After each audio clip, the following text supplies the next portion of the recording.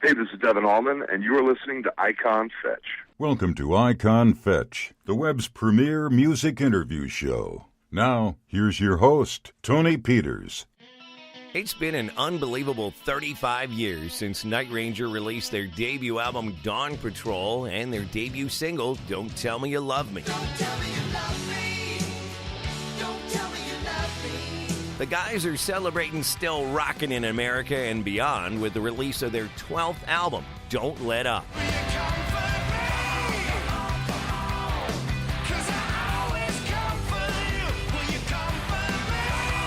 Here's the thing, all the elements that make up a great Night Ranger album are still intact. Great harmonies, fiery guitar solos, and choruses you can actually sing along to.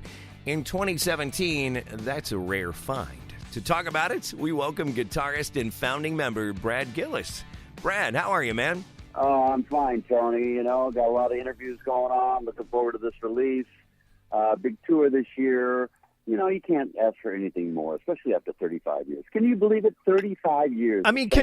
That's got to be, when you started Night Ranger, there's no way you have the foresight to think 35 years into the future. You're just thinking like, gee, I hope people like this first album, Exactly. And a lot of bands, too, have a problem, getting past the first album because, if that first album doesn't do well, they usually drop you. But the record company was pretty smart, as we already had Sister Christian in the can, and they held it off for the sophomore second release, Midnight Madness.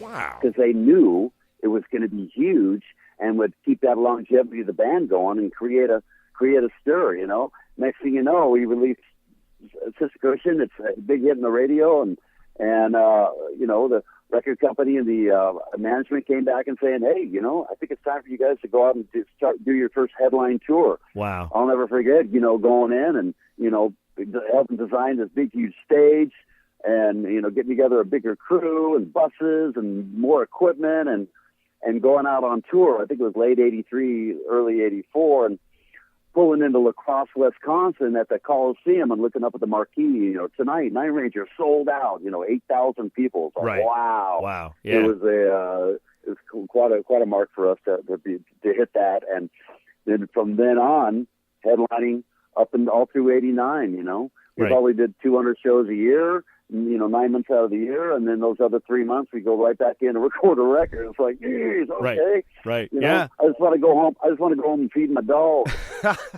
Well, you mentioned Sister Christian, and it's crazy. That song is something that, even the teenagers can sing along to that. They know it, too. It's crazy how timeless some of this stuff is, That's so funny you say that because my daughter, who's 25, went to a dance club in L.A. of all places, and she said, Dad, I knew the DJ, and he knows that you're my dad, and he ended up playing Sister Christian for all these kids, and my daughter said everybody was singing along to it. That's crazy. Thought, well, how cool is right. that? That is, that's what you want come on, it's great to make the money in the short term, but what you want is to make lasting music, right? How cool is that, right? Well, that's what music is all about, is transcending some type of, a feeling of where you're at that time, cruising around in the car with your windows rolled down, cranking, you're still rocking America with a beer in your hand, heading to a party, Right, absolutely, yeah. Or, you're with your girlfriend hopping in the back seat of the car, getting a little going on, so when you close your eyes, Right. Yeah, absolutely. Yeah, absolutely. That's it. So, you got album number 12 here. It's been about 3 years, 3 years since your last one. Did you guys have some, kind of a big writing session for this, or does this kind of happen sort of, a song here, a song there kind of thing? Well, basically, we got together with Jack Kelly and me, the nucleus of the band, and, the original guys, and we flew out to Kelly's house in Nashville, and everybody's got full-fledged studios at their houses. I got everything over here imaginable, but Kelly had a full drum set and guitar amp, bass amp, and a full PA system. So we just started slamming out ideas. I had riffs, and Jack had riffs, and vocal lines, and chorus ideas, and melodies, and we just, goof off for 2 days. And we would weed out the ones that we didn't think were that well, then we'd really hone in on these 6 that we wrote for those 2 days, and then we, pop them down on Kelly's computer and just get the basic track down. And then from there, you could just take the files and everybody could take them to their own places and do overdubs and stuff. But we kind of kept it going with, staying together. And so at one point, Jack and Kerry Kelly, the other guitar player, came to my house and we worked off a couple songs. And, Jack's house up in Washington State and did a couple tunes. And, we go here and there to do this and that to get it done. And then right at the end, usually put the guitar solos on last. And I had Kerry over to my house and, him and I, slammed out a bunch of these harmonies, and, we'd egg each other on for our individual solos. And, there's nothing more, pressuring than having another great guitar player next to you going, come on, do it. And I'm okay, come on, and you do a couple takes, and all of a sudden, you go, thank you for the energy, and right. It really helps out.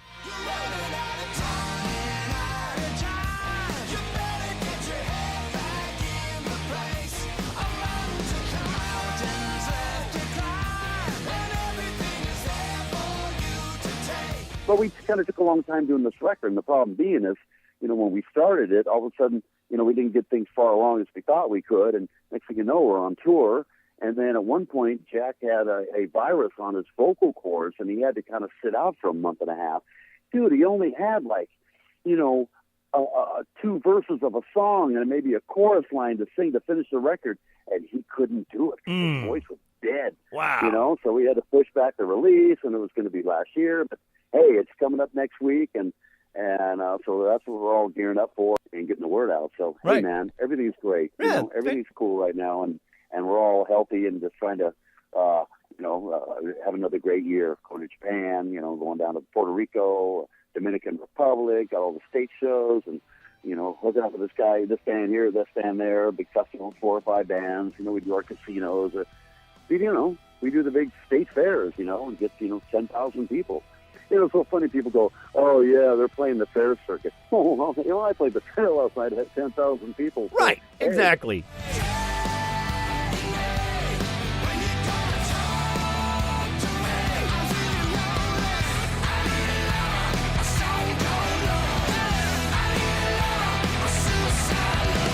We don't do the old, touring months out of the year. We don't do that anymore.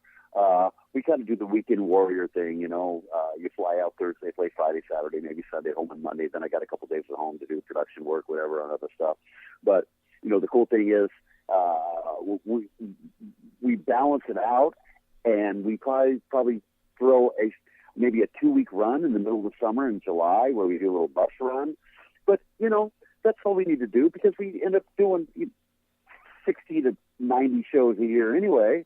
And and otherwise we're doing records or press or other band related stuff.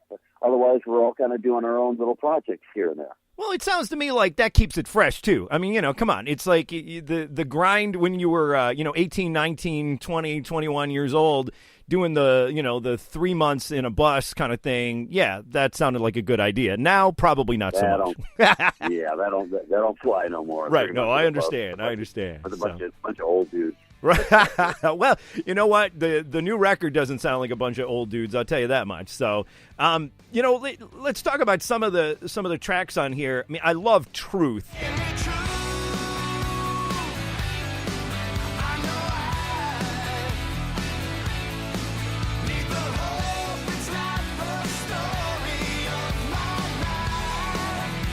And, that seems to be something harder and harder to find these days. Anything you can tell me about that one? I'll tell you about that. That's my favorite song on the record. And the reason being, it's just got a different feel to it. And Jack just sings really sweet on it. And, you catch the vibe of the tune. And that's definitely one tune I'd love to play live. That is my favorite song on the record, only because it's a little outside of the box, but still Night Ranger. And, of course, we got a bunch of other burning rockers on the record. But, I agree with you. That's my favorite song, too. Nice. When you talk about the writing process and stuff, on something like We Can Work It Out. Let's just stop talking about it. We can work it out. There's like a nice acoustic guitar solo, which kind of throws me off. I'm like, oh, that's kind of cool. Like, I mean, does that sort of happen organically? Does that, like, literally you're listening to the track and going, hey, I think that would sound good, or is it something you play around with for a while? No, we pretty much try to play with what fits the actual song itself.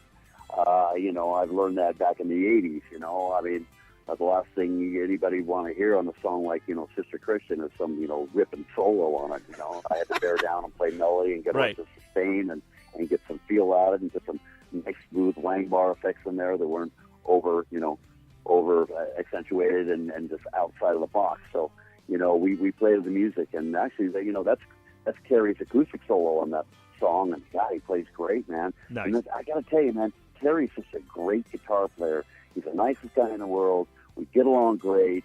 He really added a new perspective to the band.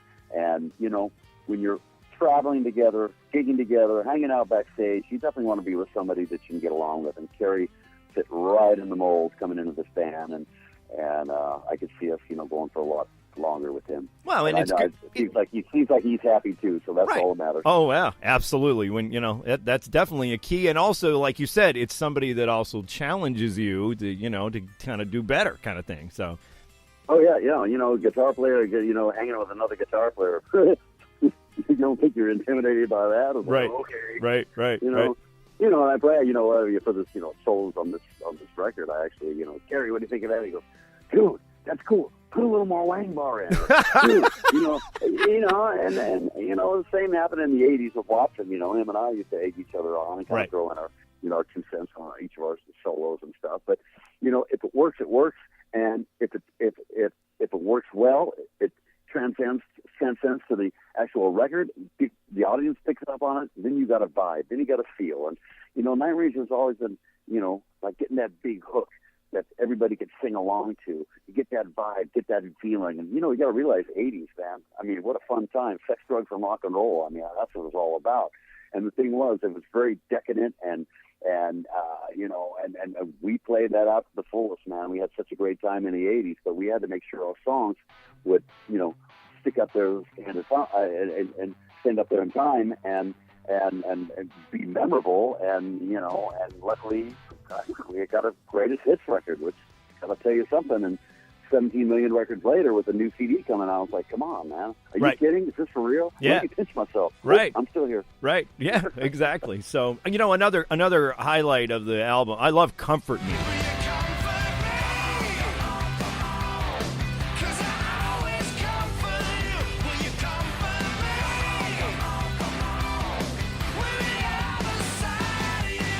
Is there anything you can tell me about that one? Well, that's the actual song that I wrote in my home studio that I was going to place on either a solo record or throw out for ESPN, but I kind of held it back because it kind of had a vibe to it.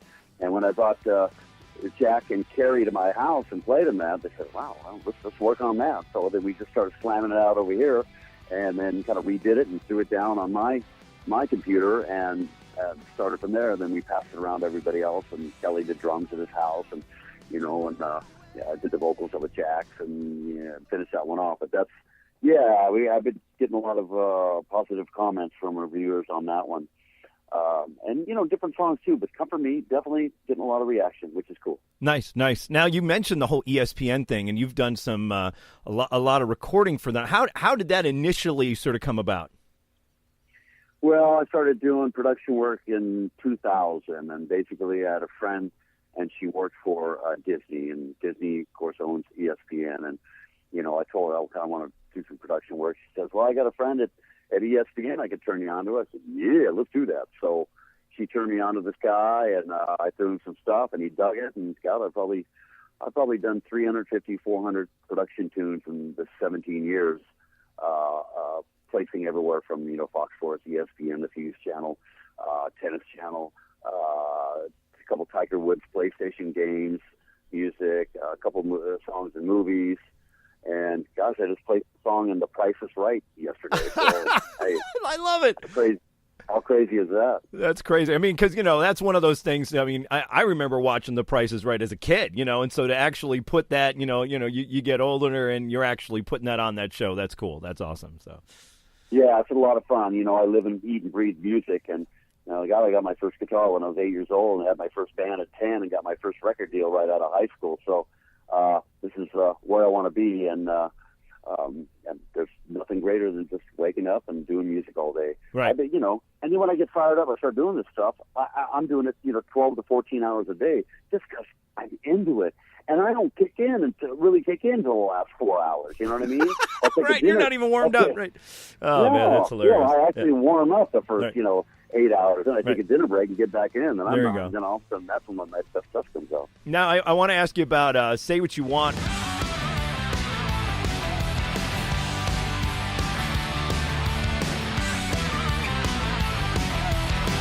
Because I'm hearing like a little bit of a riff that kind of is similar to "You Can Still Rockin' America." Was that kind of a little homage to that, or was that kind of accidental? Oh, I don't know. I don't know. It's a dang riff, Right. When you write stuff, sometimes you write stuff that kind of sounds like other stuff because that's the style you write. But you could say that about a lot of bands. I mean, listen to a blues record and every song will sound the same. Oh yeah, it's absolutely. 3 chords. Yeah, no, I'm absolutely. not burning on blues. I'm not burning on blues because I love blues, but when you're writing music all the time, you kind of go back to some of the things that made you big and kind of parlay off that into something else. So right. There was no conscious effort to actually steal a riff from Rockin America, but it might sound like it. Right. Okay. All right. You mentioned you got a record deal when you were pretty young, and I have I actually work at an oldie station in Dayton, and our goal is to like play every top 40 hit known to man. So we've actually unearthed Rubicon, and Wow. I'm going to take care of everything. We actually play that.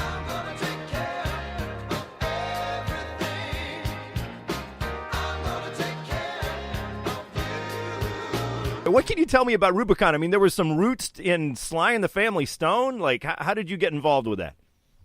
Well, basically, when Night Ranger was trying to get a record deal in 1980, we'd finished the demo, we started shopping it, but the band didn't want to play out because we were a no-name band. We didn't want to go in and play a club for 50 people, 100 people. We just thought we'd just sit around and wait for this deal to happen and just get out big time and just go straight out there and start touring with whoever, So I put a band together called the Alameda All-Stars from Alameda, California, where I grew up, and by Oakland and San Francisco. And I was playing 3-4 nights a week. And it was so funny because I was only 18 years old. You had to be 21 to be in bars. But since I started so young and at 8 years old playing, they liked what they were hearing when they saw me playing in this club and had me come down to audition for Rubicon. So when I went in, they had already auditioned like 25 guys, and I already gave the cassette of the new material to another guitar player, actually Danny Chauncey from 38 Special. And he actually got the gig, and he said, well, there's one more guy, and you might know him, Brad Gillis. And Danny's like, oh, shoot, Brad, okay. So I went in, and I did a cool little dance step with Jack Blades, him playing funky slap bass back then. And we just kind of hit it off. So, the management's like, all right, who's going to get the cassette back from Danny to give to Brad kind of thing. That's when I knew I had the gig. But basically, we ended up getting our record deal, 20th Century Fox Records. And I remember just driving down with my Datsun pickup with my the back, full of all my guitars and amps, and going down to the studio and cutting this record. And I'm thinking, man, this is cool. And it was a funk rock band. And back then, back in 76, 77, the disco rage was still going on, and funk was real popular, and just regular rock and roll was happening. So we tried to bridge the gap with, between funk and rock by being a funk rock band, and we thought we would appeal to both audiences.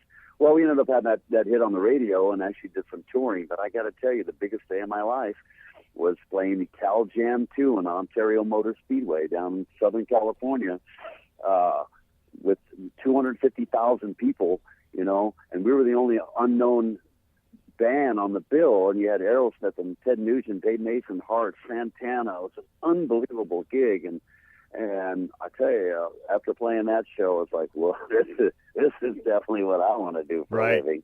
It was very exciting for me. And I didn't realize. I haven't been able to match that crowd since. Wow. All right. So let me ask you about you guys hitting the road, 35th anniversary of Night Ranger being around. Hitting the road. Are you doing like a package tour kind of thing, or are you just doing the Night Ranger on the road kind of thing?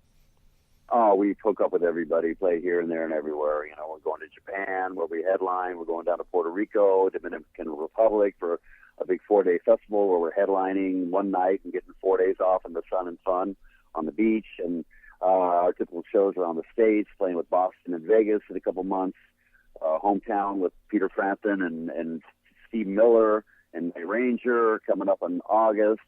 We're all over the place, man. Nice, You know, we nice. do 60 to 90 shows a year, and just wherever they put us, if the money's right, we take it. Nice. And you know, we're just looking forward to another great year and this new record coming out. So Great. everything's good. Fantastic. All right. Well, the brand new CD from Night Ranger is called Don't Let Up. And, Brad, we wish you luck on it, man. We appreciate you talking to us.